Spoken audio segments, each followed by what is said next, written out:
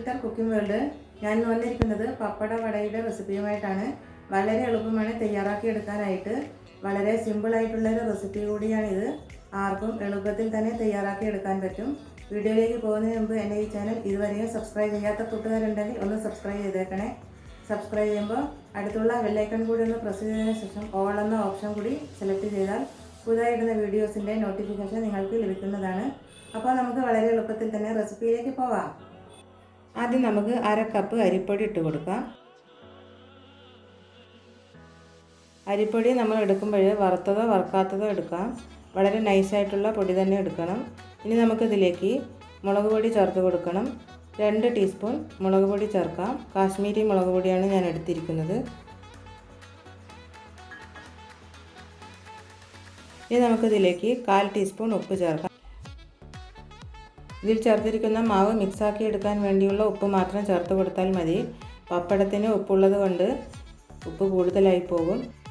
1/4 teaspoon മഞ്ഞൾപ്പൊടി ചേർത്ത് കൊടുക്കാം. നല്ല ജീരകം 1 ടീസ്പൂൺ ചേർക്കാം.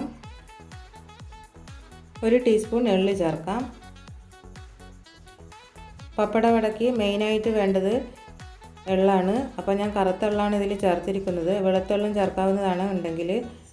ഇനി നമുക്കിതിലേക്ക് ആവശ്യമായ വെള്ളം ഒഴിച്ച് കൊടുക്കാം.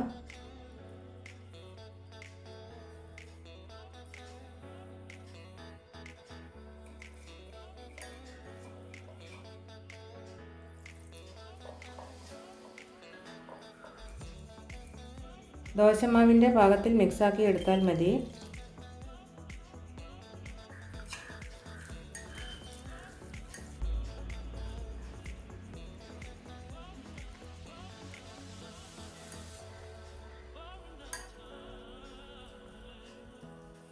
ദോശമാവിൻ്റെ അളവിൽ മിക്സാക്കി എടുത്തിട്ടുണ്ട്.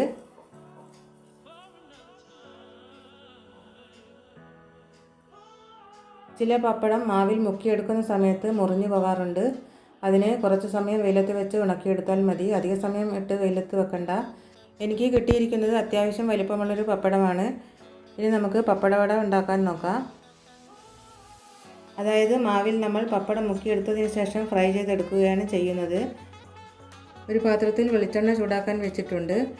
ഓയിലോ വെളിച്ചെണ്ണ ഏത് വേണമെങ്കിലും എടുക്കാം. ഞാനിപ്പോൾ വെളിച്ചെണ്ണയാണ് എടുത്തിരിക്കുന്നത്.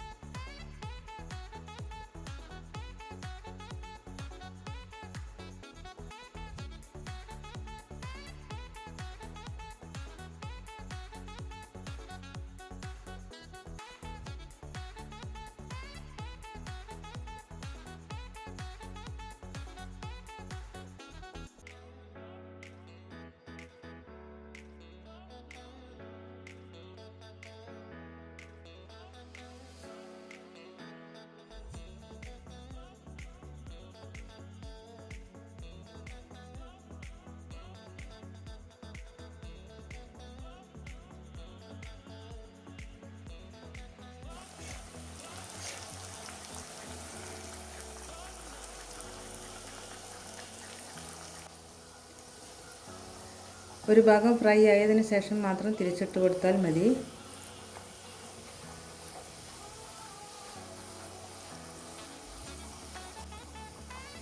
ഇനി നമുക്ക് തിരിച്ചിട്ട് കൊടുക്കാം.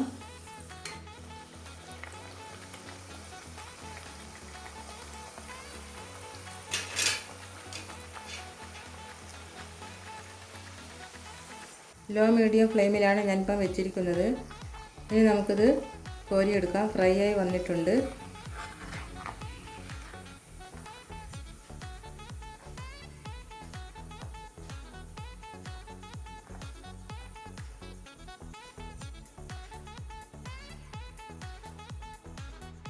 ഈ വടയിലുള്ള എണ്ണ പോകാൻ വേണ്ടി ഞാനൊരു ടിഷ്യൂ പേപ്പർ വെച്ചിട്ടുണ്ട്. ഇതിലേക്ക് വെച്ച് കൊടുക്കാം. ഇനി നമുക്ക് പപ്പടം ഓരോന്നായി മുക്കിയെടുക്കാം.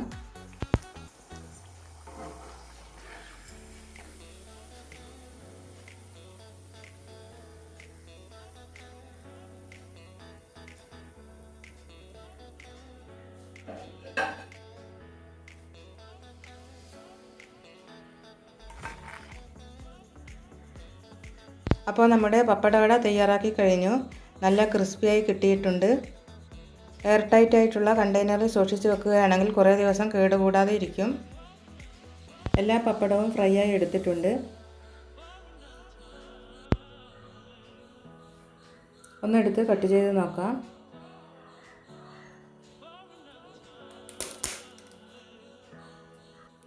നല്ല ടേസ്റ്റാണിത് കഴിക്കാനായിട്ട്.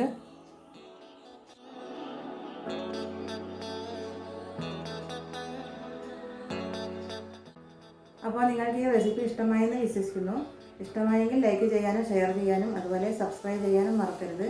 അടുത്ത നല്ലൊരു റെസിപ്പിയായി വരുന്നത് വരെ ബൈ.